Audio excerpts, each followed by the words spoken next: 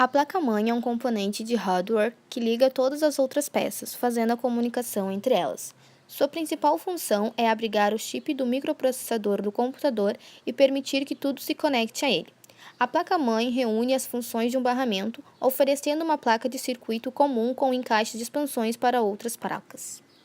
A primeira placa-mãe surgiu inicialmente em um computador da empresa IBM no ano de 1982. O design das placas-mães continuam basicamente o mesmo das primeiras, até os dias atuais. A placa da IBM, assim como as sucessoras, tem portas de slots para vários tipos de hardwares, que são ligados nela para que a comunicação entre os componentes seja possível. HD, memória, processador, leitores ópticos, fontes, placas de vídeo, tudo é conectado à placa-mãe. As placas-mães mais comuns hoje em dia são AT, Micro ATX e Flex ATX, que são equipadas com processadores a partir do Pentium.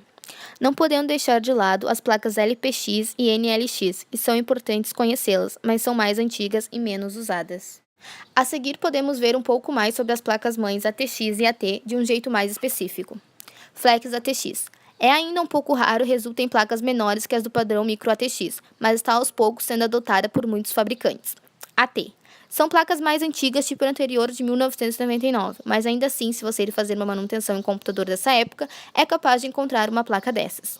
AT foi um termo usado para designar os computadores 206 e superiores.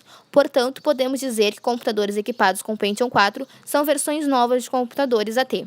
Claro que esse termo não está mais em uso, mas isso não mudou nada no formato padrão utilizado pelas placas de CPU.